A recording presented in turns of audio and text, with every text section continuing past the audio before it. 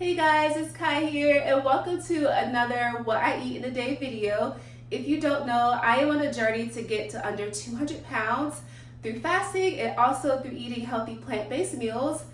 So today I'm going to show you some new recipes that I've tried, but at the end of the video I want to update you guys on how everything is going so far, because if you saw my first video, you know that I signed up for a fasting challenge. And things have not been going very smoothly because I've been experiencing a lot of severe skin flare-ups with my eczema and psoriasis. The fasting did have a lot to do with that because it detoxed me too strongly. But also what I was eating in the past had even more to do with it. And so right now I'm just trying to mainly focus on cleaning up my diet. And yeah, that's it. So we'll talk about that more at the end. But yeah, let's get in the kitchen because I am hungry. So first we're gonna have these blueberry chia seed pudding cups that I prepped the night before. I got the idea for this recipe from the YouTube channel called Cooking for Peanuts. And here are my ingredients. I have some wild blueberries, some organic plain cashew yogurt, some almond milk, chia seeds, and then also some agave. And I'm gonna start by measuring, I think this is 1.5 cups of yogurt. There is no recipe that I can find for this online, so I just eyeballed everything. So I have 1.5 cups of yogurt, and then I'm gonna do 1 cup of the frozen blueberries. And then I'm gonna add in some milk. I just eyeballed the amount of milk and it was too much, so I had to transfer it to a bigger cup. And then I'm gonna add about 2 teaspoons of agave nectar, and we're just gonna blend that until smooth. And I'm gonna add about 1/2 cup of chia seeds. This is also something that you can do to preference, but I added 1/2 cup and then I just gave it a quick blitz. And I'm gonna pour those evenly in my glass bowls here.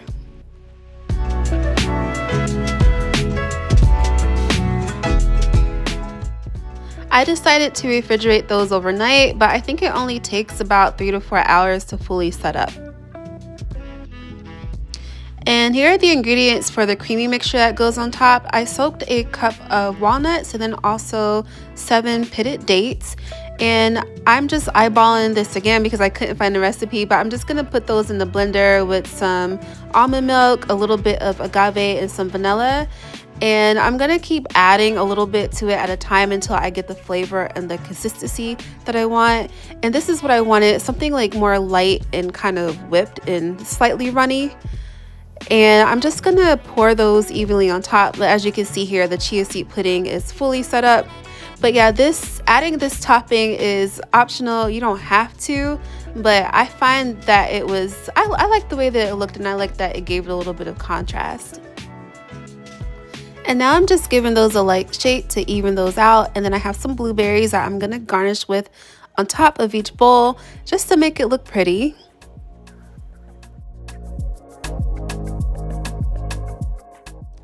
And here I have some mint leaves that I'm gonna add as well. This actually tasted really good in the pudding.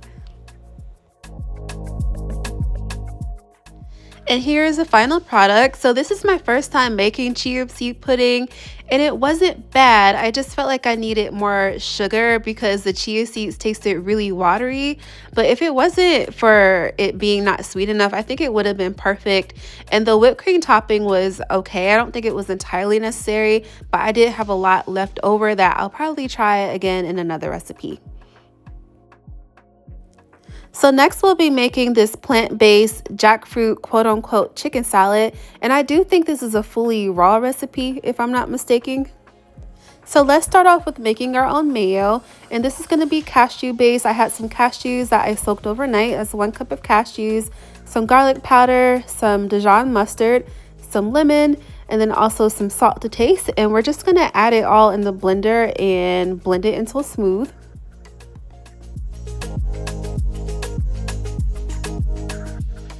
And because this is not a high-powered blender, I did have to shake it up a few times, and I also added just a splash more water to get it to blend more smoothly.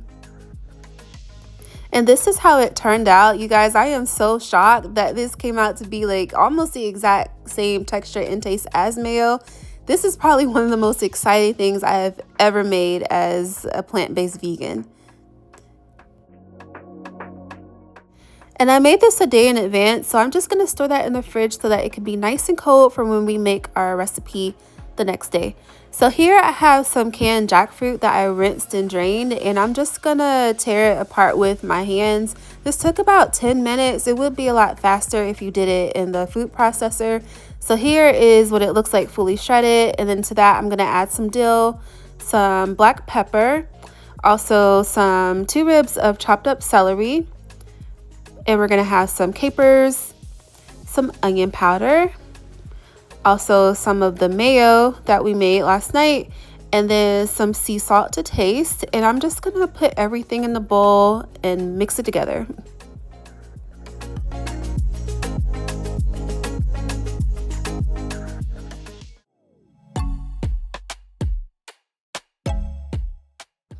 I'll make sure to leave a link to the recipe that I used below. I did have less jackfruit than what the recipe called for, but I used the same amount of mayo that the recipe said to use, and it turned out to be the perfect amount. So I'll say if you make this recipe, then use more mayo than what's recommended, because otherwise it would have just been dry. So now it's time to put them in our lettuce wraps. I think these are called butter lettuce, and I have some carrots that I shredded into ribbons, which you'll see me do in the next recipe. I did post these videos out of order, but yeah, I'm just gonna stuff those very generously, and then it'll be time to eat. After I recorded this, I did end up adding about a tablespoon of coconut sugar and then also some sunflower seeds, because I wanted it to be a little sweeter than it was, but barely noticeable. And for me, that was perfect, and the sunflower seeds gave it a nice crunch. So if you want your salad on the sweeter side, I definitely suggest that.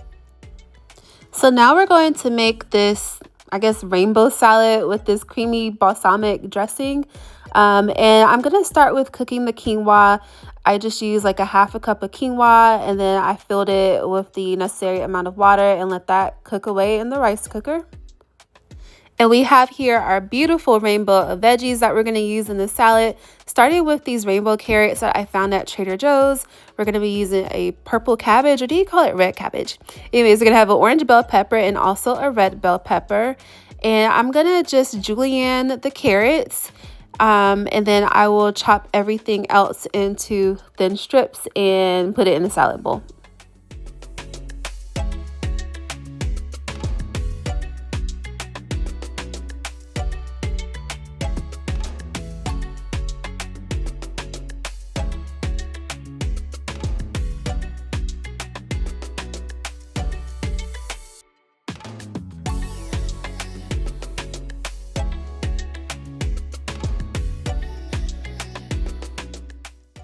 And I had a lot of extras, so I put them in these stash bags that I received as a wedding gift. And I love these over using plastic bags. They keep your veggies fresh for a very, very long time. All right, so let's make the dressing. And for that, we're gonna need the mayo that we made at the beginning of the video. We'll also need some balsamic vinegar, some garlic powder, some black pepper, sea salt, also some Dijon, and I think the recipe calls for brown sugar, but I used coconut sugar instead. And I'm just gonna put that in this glass container and mix it with the whisk. At the end, you'll see that I added some almond milk just to thin it out a little bit, because I like my dressings to be a little bit runny to help it spread better throughout the salad. And this is the consistency I'm going for. Again, I will make sure I link the recipe to this below. The salad itself I made up on my own, but the dressing, I actually used the recipe for that. So as you see, I threw in some spinach in my salad bowl, and I topped it with some quinoa, some fresh cucumbers, and then I have these carrots that I shredded up, the bell peppers, and then also the red cabbage. And I'm gonna put some pomegranate seeds on top. I love having those little bursts of juice balls in my salad.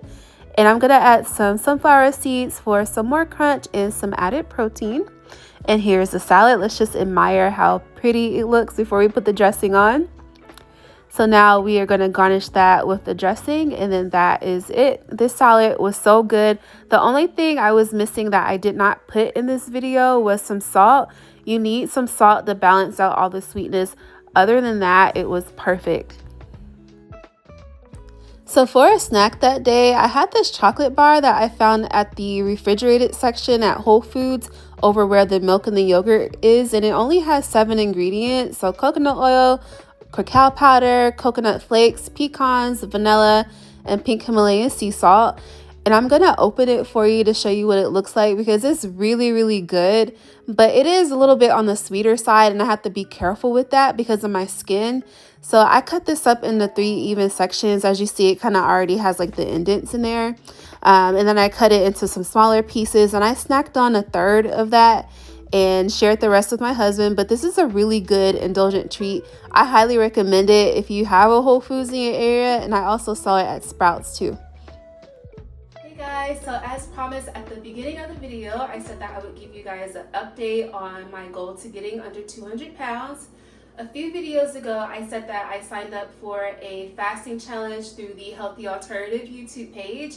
I think it was like a 6-week challenge that included 4 weeks of a mixture of different types of fasting, including water, dry fasting, and then also juice fasting. So I tried to do 2 cycles of that, and I'll be honest, things did not go well for me because I mentioned a video or 2 back that it was causing really intense flare-ups with my eczema or my psoriasis in my neck and my chest, and then also in my armpit area.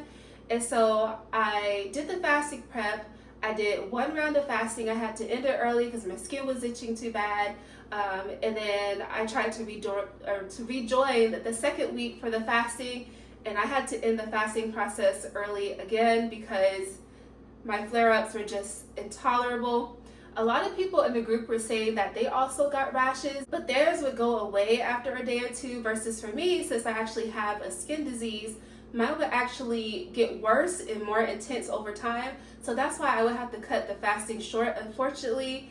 And it was just really upsetting. I am no stranger to fasting. Fasting is something that I absolutely love doing. It was a weight loss tool I used in the past, but I also liked it for mental and spiritual reasons, and I liked it for also healing reasons as well. So it was just really disappointing, and I just kind of hate that I have to find another way to detox and cleanse my body, because that is what I enjoy doing to lose weight. I enjoy detoxing, fasting, and then also on top of that, eating really healthy. So yeah, I'm not going to say that I quit the challenge. I was still a part of it, but I just had to do things in my own way and use the group for inspiration to eat healthier overall without doing the fasting portion of it. So everything is fine. I'm still making progress.